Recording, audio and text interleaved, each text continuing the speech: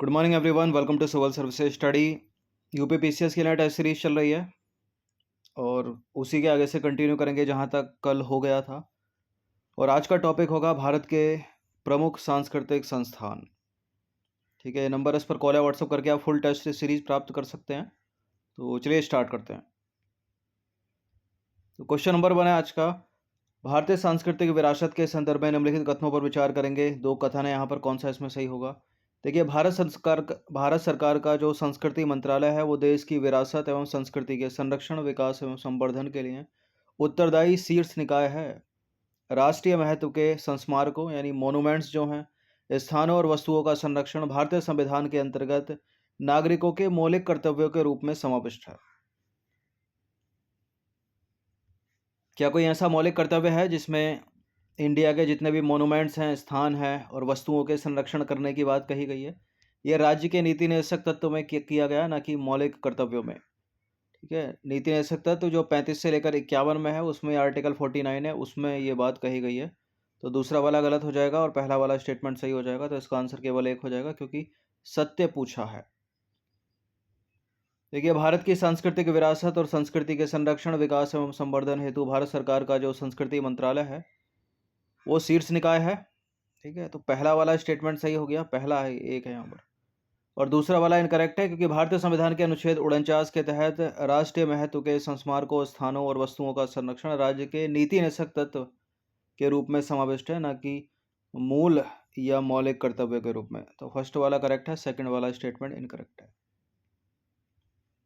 दूसरा प्रश्न ललित कला अकादमी से। ललित कला अकादमी के संदर्भ में निम्नलिखित कथनों पर विचार करेंगे।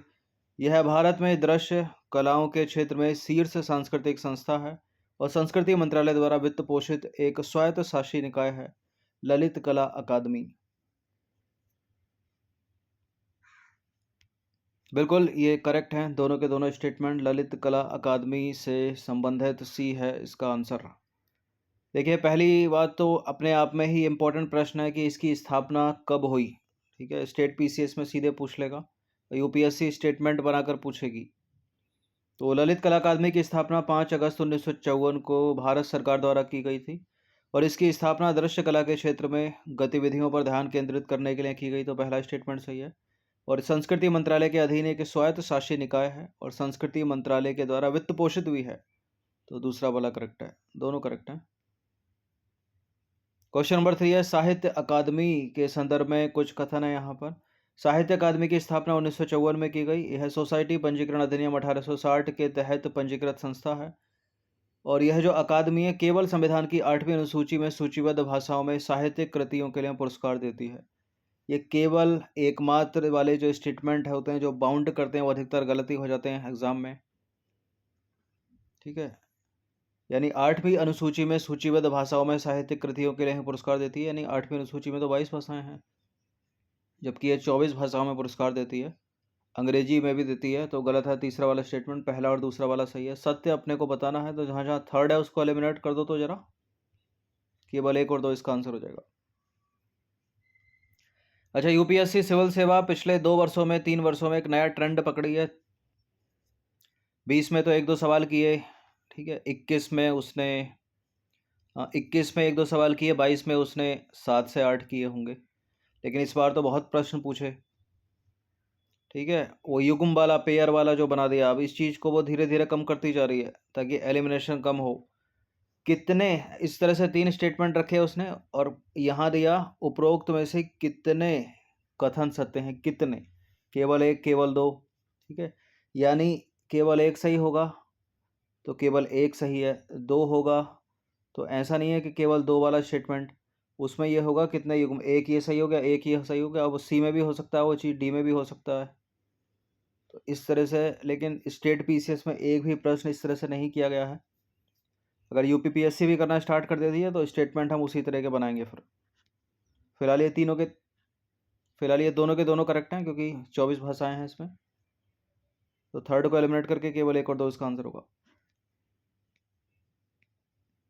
देखिए, साहित्य अकादमी की स्थापना 12 मार्च 1954 को भारत सरकार के एक संकल्प से की गई थी, पहला स्टेटमेंट सही है। और इसकी स्थापना के बाद से यह अकादमी एक स्वायत्त संस्था के रूप में कार्यरत है और 7 जनवरी 1956 को सोसाइटी पंजीकरण अधिनियम 1860 के अंतर्गत यह अकादमी एक पंजीकृत संस्था के रूप में अस्तित्व में आई, तो दूसरा भी सही है।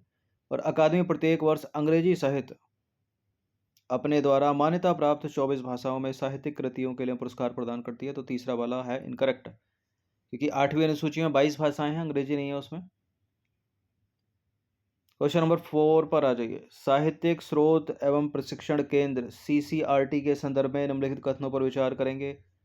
यह संस्कृति मंत्रालय भारत सरकार के तत्वाधान में एक स्वायत्त संगठन के रूप में कार्य करता है। इसका मुख्यालय वाराणसी में है और इसका मुख्य उद्देश्य बच्चों को सात्विक शिक्षा प्रदान कर उनका भावात्मक व आध्यात्मिक विकास करना है।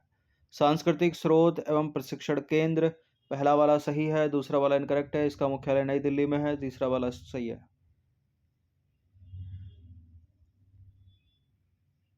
तो सेकंड को एलिमिनेट करिए, जहां जहां 2 है वो नहीं होगा। इसका आंसर हो जाएगा केवल 1 और 3। देखिए, सांस्कृतिक स्रोत एवं प्रशिक्षण केंद्र यानी centre for cultural resource and training CCRT संस्कृति मंत्रालय भारत सरकार के तत्वाधान में एक स्वायत्त संगठन के रूप में काम करता है, पहला वाला सही है। और दूसरा वाला इनकरेक्ट है, क्योंकि इसका मुख्यालय नई दिल्ली में स्थित है। ठीक है, देखिए, सांस्कृतिक स्रोत एवं प्रशिक्षण केंद्र की स्थापना 1979 में श्रीमती कमला देवी चट्टोपाध्याय एवं कपिला वात्स्यायन द्वारा की गई थी। इसका मुख्यालय है नई दिल्ली में और इसके जो क्षेत्रीय कार्यालय हैं उदयपुर, हैदराबाद और गुवाहाटी में है, यानी असम में इसके 3 क्षेत्रीय कार्यालय हैं। हेडक्वार्टर कहाँ पर है? नई दिल्ली में। और वाराणसी में कुछ भी नहीं है, तो दूसरा स्टेटमेंट गलत है। इस केंद्र का मुख्य सैद्धांतिक उद्देश्य बच्चों को सात्विक शिक्षा प्रदान करके उनका भावात्मक और आध्यात्मिक विकास करना है, तो तीसरा वाला भी सही है। क्वेश्चन नंबर 5 पर आ जाइए। निम्नलिखित में से कौन सा पुरस्कार साहित्य अकादमी द्वारा नहीं दिया जाता? ज्ञानपीठ पुरस्कार, भाषा सम्मान पुरस्कार, बाल साहित्य पुरस्कार, युवा पुरस्कार। 5-6 पुरस्कार हैं जो साहित्य अकादमी के द्वारा दिए जाते हैं, लेकिन जो नहीं दिया जाता वो इनमें से है ज्ञानपीठ पुरस्कार, क्योंकि ये ज्ञानपीठ संगठन नामक संस्था के द्वारा दिया जाता है। देखिए, ज्ञानपीठ पुरस्कार भारत का सर्वोच्च साहित्यिक सम्मान है और यह जो पुरस्कार है वो भारतीय ज्ञानपीठ नामक संस्था के द्वारा दिया जाता है, न कि साहित्य अकादमी के द्वारा। साहित्य अकादमी जिन जिन पुरस्कारों को देती है वो इस प्रकार हैं। एक तो साहित्य अकादमी पुरस्कार देती है, ये भाषा सम्मान पुरस्कार देती है, अनुवाद के लिए पुरस्कार देती है, बाल साहित्य पुरस्कार देती है, युवा पुरस्कार देती है। क्वेश्चन नंबर 6 पर आ जाइए। भारतीय पुरातत्व सर्वेक्षण यानी आर्कोलॉजिकल सर्वे ऑफ इंडिया किस मंत्रालय के अधीन एक संलग्न संस्था है? खनन मंत्रालय, संस्कृति मंत्रालय, पृथ्वी विज्ञान मंत्रालय, जलवायु एवं परिवर्तन मंत्रालय। इंपॉर्टेंट प्रश्न है, सीधे सीधे बनता है। क्या है इसका आंसर? इसका आंसर है संस्कृति मंत्रालय। देखिए, भारतीय पुरातत्व सर्वेक्षण आर्कोलॉजिकल सर्वे ऑफ इंडिया संस्कृति मंत्रालय के अधीन राष्ट्र की सांस्कृतिक विरासतों के पुरातत्वीय अनुसंधान तथा संरक्षण के लिए प्रमुख संगठन है। और भारतीय पुरातत्व सर्वेक्षण का प्रमुख काम राष्ट्रीय महत्व के प्राचीन संस्मारकों या स्मारकों तथा भारतीय पुरातात्विक स्थलों और अवशेषों का रखरखाव करना है। इसके अतिरिक्त प्राचीन संस्मारक तथा पुरातत्वीय स्थल और अवशेष अधिनियम 1858 के प्रावधानों के अनुसार यह देश में सभी पुरातत्वीय गतिविधियों को विनियमित करता है। यह इंपॉर्टेंट लाइन हो सकती है। भारतीय पुरातत्व सर्वेक्षण किसी स्थल को प्राचीन संस्मारक या पुरातत्वीय स्थल और अवशेष के रूप में चिन्हित करने के लिए अन्य मानकों के साथ साथ उस स्थल का जो अस्तित्व है न्यूनतम 100 वर्षों का होना चाहिए। तो अलग से अगर ये प्रश्न करता है कि भारतीय पुरातत्व सर्वेक्षण जिन स्थलों को प्राचीन संस्मारक या पुरातत्वीय स्थल या अवशेष का दर्जा देता है तो वो कितने पुराने होने चाहिए? तो कम से कम 100 वर्ष पुराने होने चाहिए।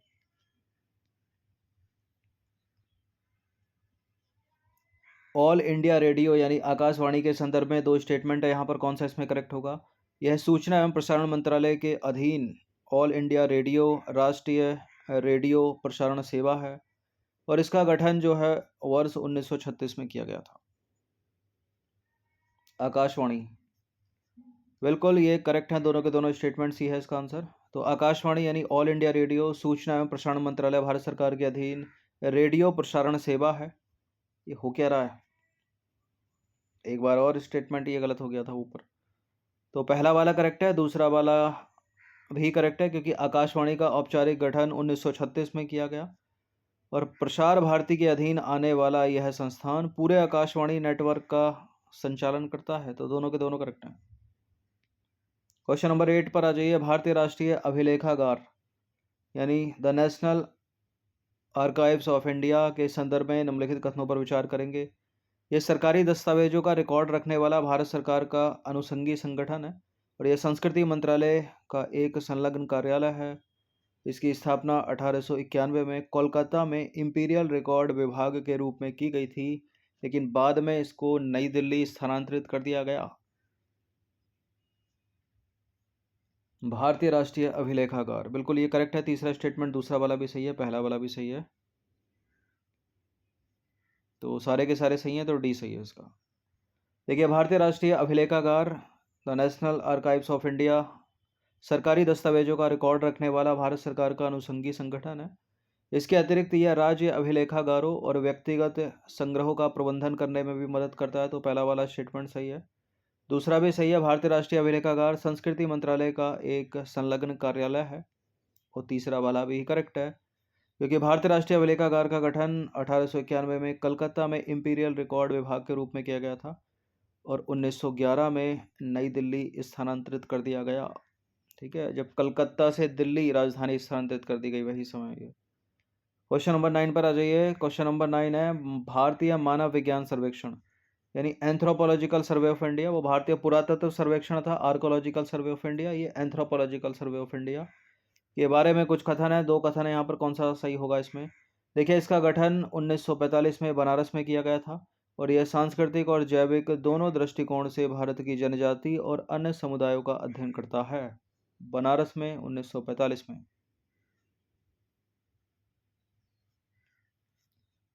बिल्कुल ये सही बातें हैं दोनों के दोनों, और इसका आंसर हो जाएगा ऑप्शन नंबर सी वाला स्टेटमेंट। देखिए, भारतीय मानव विज्ञान सर्वेक्षण एंथ्रोपोलॉजिकल सर्वे ऑफ इंडिया 1945 में बनारस में इसका गठन किया गया। इसका मुख्यालय 1948 में कोलकाता स्थानांतरित कर दिया गया और यह संस्कृति मंत्रालय भारत सरकार से संबद्ध है, तो पहला वाला सही है, दूसरा वाला भी सही है। यह संस्थान भारत की जनजाति एवं अन्य समुदायों का अध्ययन सांस्कृतिक एवं जैविक दोनों ही दृष्टिकोण से करता है और इसके अतिरिक्त यह भारत की जनजातियों के शिल्प एवं कला के नमूनों को भी एकत्रित करता है। 10वां प्रश्न है भारतीय सांस्कृतिक संबद्ध परिषद के संदर्भ में निम्नलिखित कथनों में से कौन सा सत्य है, यानी Indian council for cultural relations ICCR। इसका गठन 1950 में किया गया। यह सोसाइटी पंजीकरण अधिनियम 1860 के अधीन एक पंजीकृत संस्था है। भारतीय सांस्कृतिक संबद्ध परिषद, बिल्कुल ये करेक्ट है, दोनों के दोनों स्टेटमेंट सी है इसका आंसर। देखिए, भारतीय सांस्कृतिक संबद्ध परिषद 1950 में भारत सरकार स्वतंत्र भारत के प्रथम शिक्षा मंत्री मौलाना अबुल कलाम आज़ाद के द्वारा स्थापित किया गया, ये तो पहला वाला सही है। और सोसाइटी पंजीकरण अधिनियम 1860 के अंतर्गत एक पंजीकृत संस्था है जिसका मुख्यालय है नई दिल्ली में। ठीक है, तो सीधे सीधे इनके हेडक्वार्टर, इनकी स्थापना को याद रखिएगा। स्टेट PCS तो वही सीधे सीधे पूछती है, बाकी UPSC स्टेटमेंट बनाकर पूछेगी। तो इन प्रश्नों की आप प्रैक्टिस कर लीजिएगा। फुल टेस्ट सीरीज 24 किलोमीटर चल रही है, उसका टेलीग्राम व्हाट्सअप नंबर ये है, टेलीग्राम से आप जुड़ सकते हो। बाकी हर दिन प्रैक्टिस करते रहिएगा। RO की भी टेस्ट सीरीज चल रही है, उसका भी लाभ उठाते रहिए।